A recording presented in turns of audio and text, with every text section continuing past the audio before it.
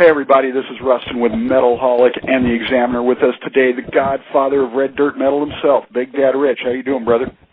Real good, brother, real good. You guys are out on the road right now. The new album, Peacemaker, just came out this week. But before we get into talking about that, for all the uninitiated, can you explain to them what red dirt metal is? Sure thing. Down the south, down there, the Texas, Oklahoma area, and of course it is a broader area than just that. That this red dirt music has taken over. The likes of Stony LaRue, Kevin Fowler, Canada, Cross Canadian Ragweed.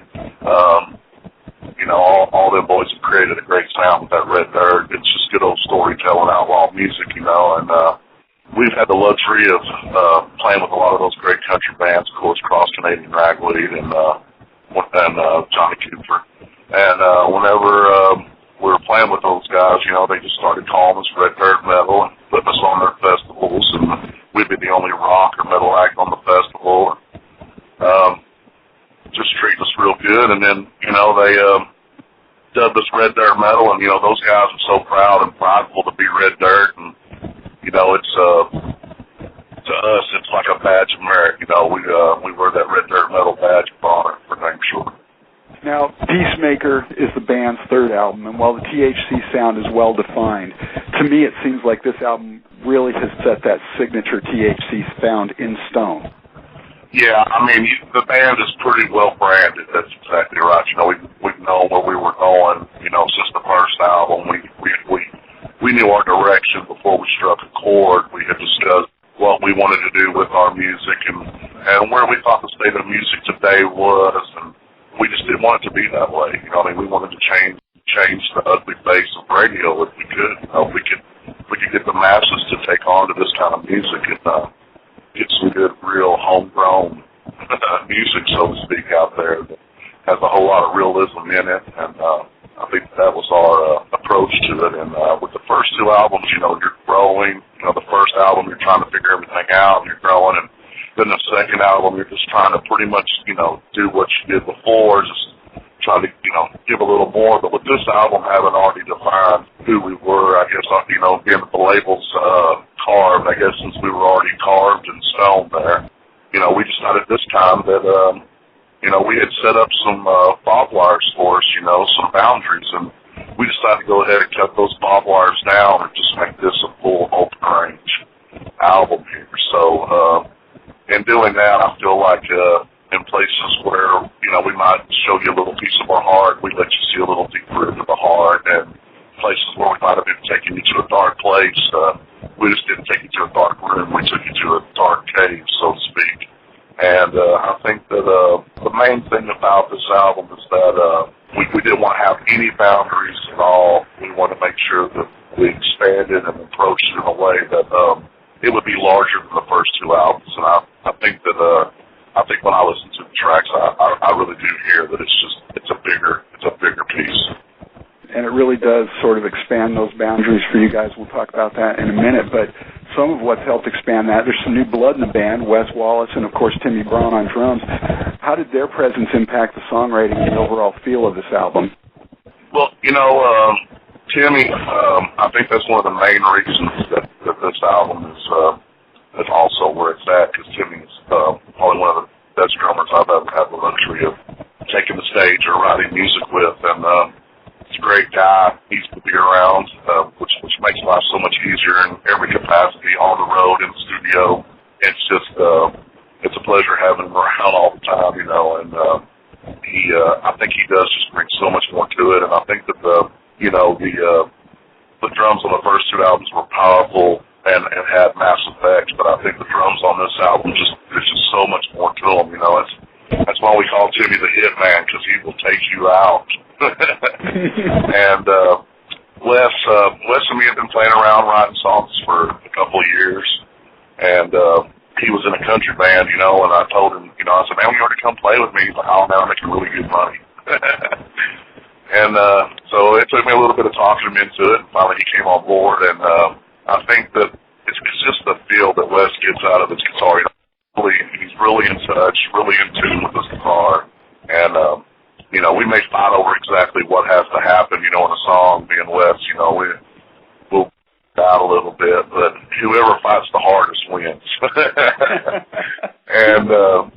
I do win more often than not, but he has won some battles for sure. And, you know, me and him writing these songs together and getting this album out here, you know, it was great times, good times. I mean, really enjoyed ourselves and enjoyed each other. And I think that Wes brings a little bit more shredding ability than we've had in the past. I mean, he is a potent lead player, and he can shred it. And I think that, you know, I think that what he brings to the plate for this band is something really special. Well, and also for this album, you guys reached out to Bob Marlette to produce, who's done some amazing stuff with some amazing bands. How did you guys get connected with him?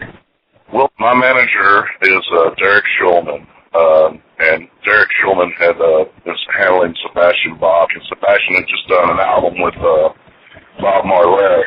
Right. And screaming. Right on. And Bob had got a phone call from John Sykes, the guitar player for Thin Lizzy, Blue Murder. Well, he's in Thin Lizzy now, but he was in the Whitesnake back in the day. Right. And he gets a call from him, you know, and he's telling him, hey, man, I'm on tour with Judas Priest, and Rob Halford has this CD of this band called Texas Hippie Coalition that he got from Zach Wild, and he won't take it out of the CD player. He's just playing it over and over and over, and he's like, man, these guys are one of the best bands I've heard in a while. You got to check them out.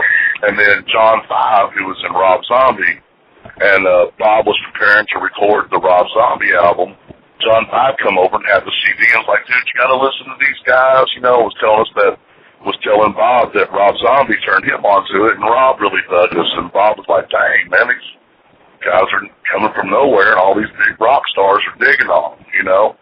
And then Roadrunner had sent some young band, I forget the name of the band, and told Bob, said, hey, man, can you check these guys out? You know, do a couple songs with them, see if we can work with them.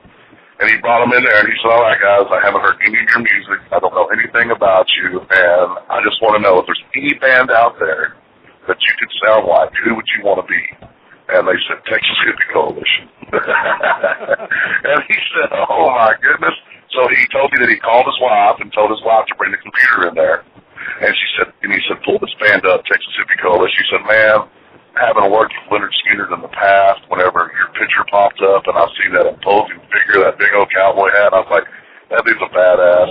I want to work with a badass. So he told Derek Schulman the next time he talked to him, he said, I don't know what you guys plan on doing with this band, but the next time you do anything, give me a holler.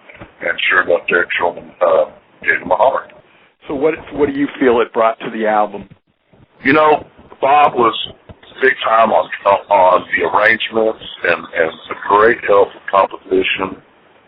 He is a great songwriter. He has wonderful ideas. You know, where we hear, you know, I hear pretty much the whole band when I'm trying to figure out the song. You know, Wes is concentrating on the guitar, of course. John concentrating on bass.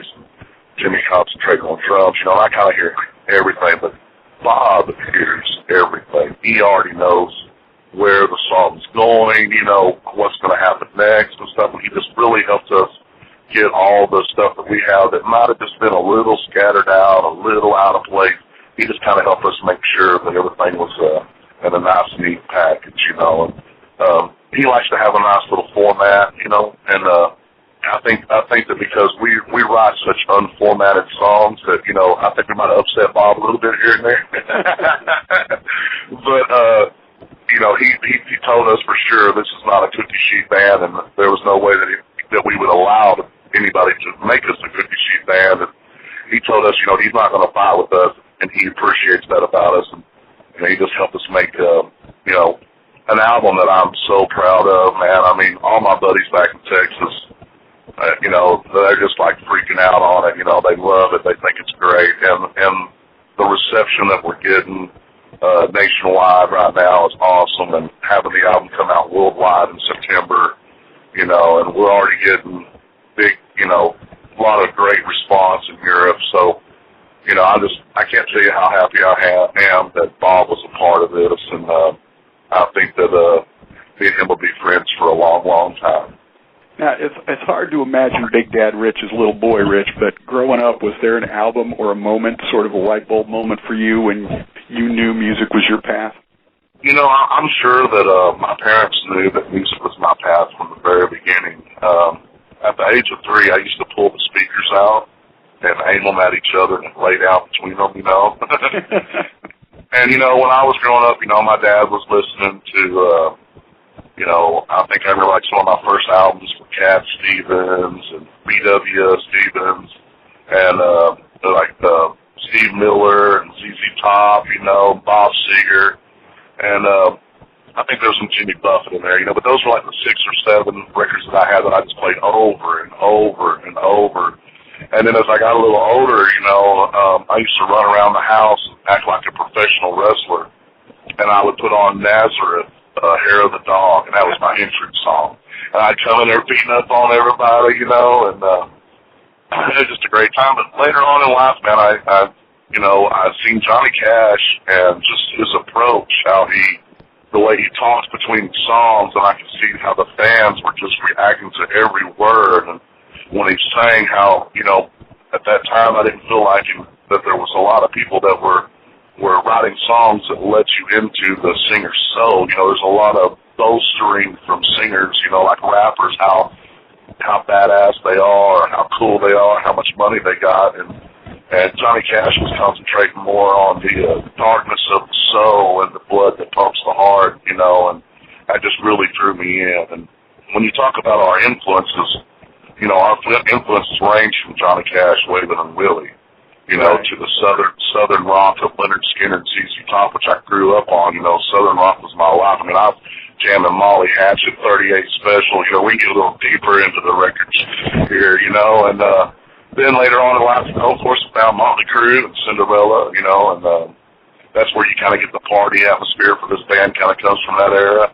And then, you know, of course, I found Corrosion of Conformity, Pantera, oh, God bless Pantera, and then I found Clutch, and, you know, that's where all that power group that we have kind of comes from, you know, the influence of those 3 bands. And, you know, being from Texas, you know, how can you not be affected by such great bands like ZZ Top and Pantera, you know? Oh, hell yeah. People, I always hear people say, you know, man, I feel the Southern rock, you know, I feel the groove, the Texas groove, and I'm so glad that it comes across, you know. And then every once in a while, I even did an interview with a guy a while back, and he had listened to the second album. He said, you know, I just wanted to ask, is there a little Johnny Cash in there? And I was like, oh, man, it's so great that shined through for him to, you know, to catch that. It's important to me that my influences shine through, you know. Absolutely. Well, to me, Johnny Cash was the first metal star. I don't care what anybody says, but he was metal before metal existed, so... Well, I mean, definitely, I have said before, Johnny Cash is the first rock star ever, you know what I mean? Because Elvis is your pop star, you know what I mean? So there's your first real big pop star, you know, the likes of Michael Jackson and stuff like that. But you have this is what I strive to be someday. I want to be a one-man empire. And when I see a one-man empire is like Rob Zombie, Zakk Wylde, you know what I mean? And Johnny Cash was a one-man empire. He fits right in there perfectly with Rob Zombie and Zakk Wylde. You can put all, you know, fit in there perfect. So, you know, those are great men, and I strive to be a great man. First single on the album, Turn It Up, talking about those feel-good songs, and that's definitely one of those party anthems. Is there a story behind that song, or is that just a feel-good number you guys came up with? You know, we go to, you know, for some reason people want to take you to a strip club for a good time. Why, I don't know. You know, I always tell people, you know, whether I'm in a strip club and there's a pole there or whether I'm out on a boat on the lake with a pole, I'll be happy either one. You know what I'm saying? Whether you're striper fishing or stripper fishing, it's all good. And it's hard to stay there because the music will drive you out of the club. You know, I can't handle it. And I just wanted something for those girls to be able to dance to on that pole where they could rock out and have a good time. And, you know, we're from Texas, so, you know, of course we got to, you know, talk about what we know from Texas, you know, the clubhouse. Right. You know, we want to, you know, you always want to pay homage to your heroes, you know, and, you know, if you've seen the video, you see the little, the honor to Dimebag, you know, as the girls enter in the clubhouse. But, you know, Vinnie Paul is, you know, not that I ever wanted to be a drummer or anything like that, but I've always looked up to that man, and I've always thought that, it's just got to be hard for him to struggle on without his brother. You know, they had They had a wonderful thing going there, and I don't think the fans can really realize and see that, that's probably taken years off of his life and how hard it's hurt him, and I feel for him. And that song, I just definitely wanted to let him know, hey, man, we all support you. You're a living legend. You're still here with us, and we've all got your back on it. Because I'm a big fan of music, and I'm a big fan of Pantera, and I'm a big fan of Vintage. I just wanted him to know, hey, man, we still got much love for you. You just keep carrying on, keep on doing it. Absolutely. Now, you mentioned earlier you getting a little bit deeper into the heart and the various aspects of the band in this one. You did sort of get a little bit deeper into the heart on the last track on the album, Think of Me. That's about as close to a ballad as you guys have ever done. Yeah, on the first album, a song called Big, which, it's hard to call a song ballad, it really is, but... Right. I always told people, that it was kind of like a ballad. And then whenever Leaving came out, it's kind of, on the second album, it has a little bit of a feel of a ballad as well. So it isn't like we hadn't done it on the first two albums, It's just on this album we decided that, like I said earlier, we're outlaws. Why do we have to pay attention to this border or this boundary or this barbed wire you put up? We're just going to cut down this barbed wire and make it an open range. And, the response from the fans on the song has been incredible, how people are just like, oh, my God, I'm so glad that you guys had the balls to put this song on your album, because a lot of bands just don't have the balls to do something like that. And, it just makes me feel good that everybody dug it, because when we went in there, if a song was going to, before somebody said, well, that might sound too country.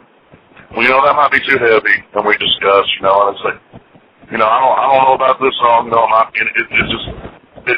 just be too much of a ballad. Well, this time we just said, to hell with it. If it sounds too country, but it feels good, if it sounds too heavy, but it feels right, if it's too much of a sappy crybaby ballad, but we're all looking at each other going, man, I got goosebumps, my hair's standing up, well, hell, screw those boundaries and let's lay it down.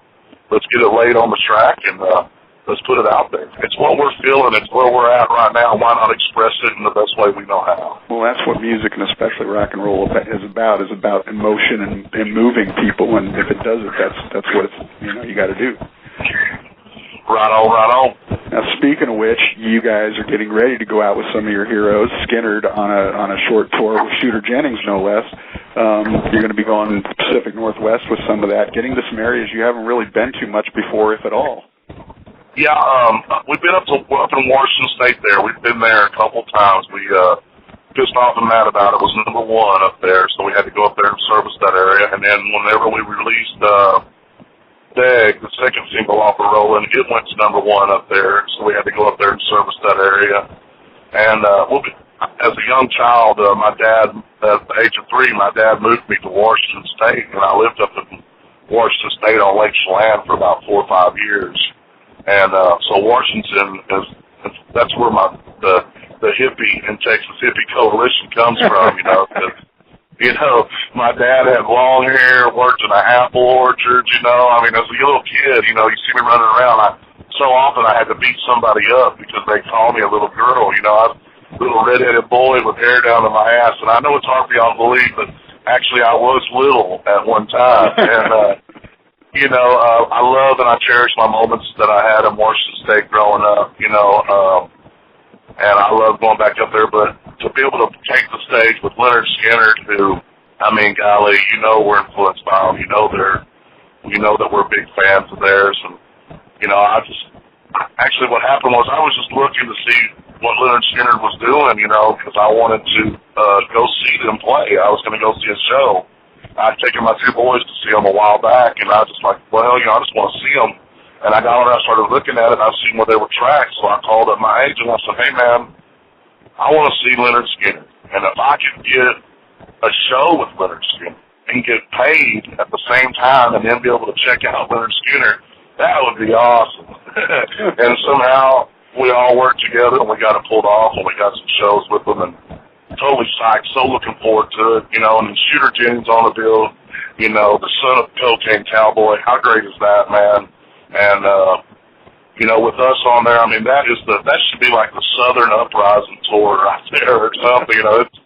It's like this full of rednecks, all rednecks on the bill, and all Red Dirt Outlaws on the bill. So it's going to be a lot of fun, a lot of fun. And last night we played with the Kentucky Headhunters, and they sounded so great. They were so good, and they just kept complimenting us. Even on stage, they kept, oh my God, them THC boys, oh my God, they were just blown away by us, and we were blown away by them, and it feels great. And not only that, but like last Saturday, we played with Blackstone Cherry, and the drummer for Blackstone Cherry's father is the guitar player for the Kentucky Headhunters. Right. So it's like I was getting to meet the whole family in the same week, you know what I mean?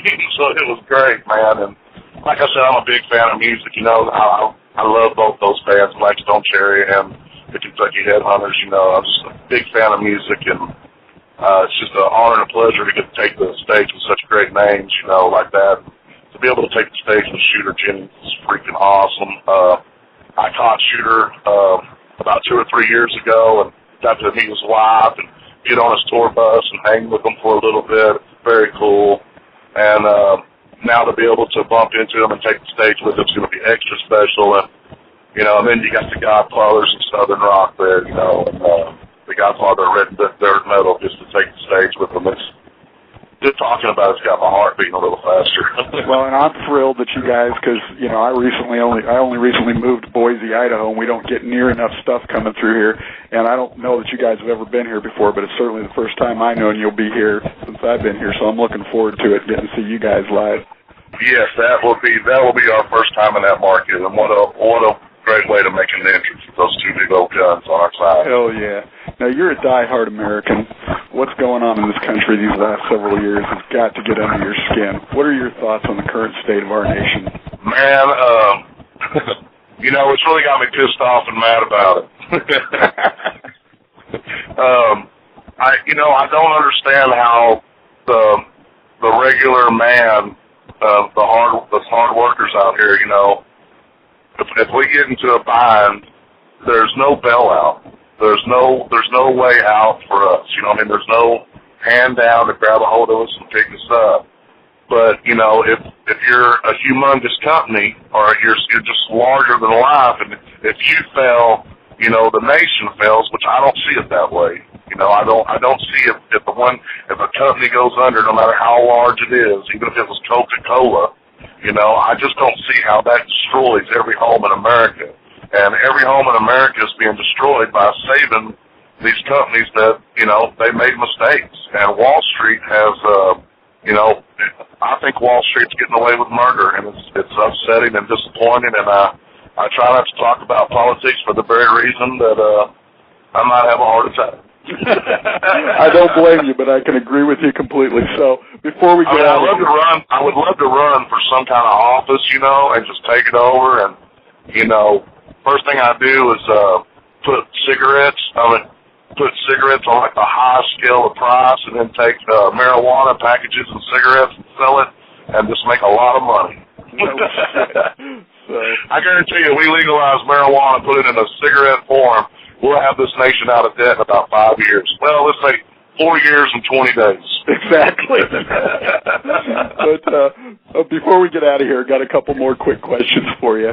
Besides sex, Texas, and rock and roll, what else are you passionate about? Football, man. My 2 sons and my daughter. That's what I'm really passionate about. My 2 boys and me, we're always beating up on each other. I still don't tell nobody that. I'm still playing Xbox. and I get mad when my oldest boy beats me and I ground him. And, just wrestling with those 2 little SOBs, man, they're 2 of my favorite things in the world. And my daughter, she's a little ballerina, she's a little gymnastic, she's just so special. And every time I see her, she just makes me smile so big. Those are my passions, my family. But football, I'm just so ready for football. I got a fantasy football team. Last year in my league, I was the champ, of course. I've been in the league 16 years. It's the first year I won. But I'm looking to repeat this year, and, I love my Cowboys, and I'm just super absorbed by football. Actually, me and my brother, Terry, we went and seen the Broncos and the Bears play at Soldier Field last Thursday, and it was, and we've been to about, it was awesome. We've been to about 5 stadiums in the United States, and our goal is to go and visit every stadium that we can and catch a game.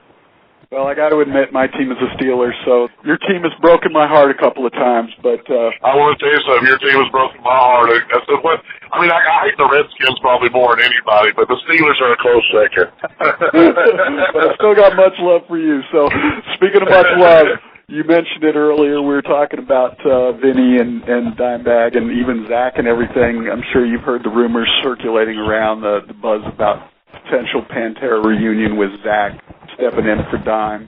What are your thoughts on that? I think they should call me and let me step in for Phil. There you go. No, I mean, whenever Phil hears this, he's probably going to want to try to whoop my ass. It's a good thing he can't.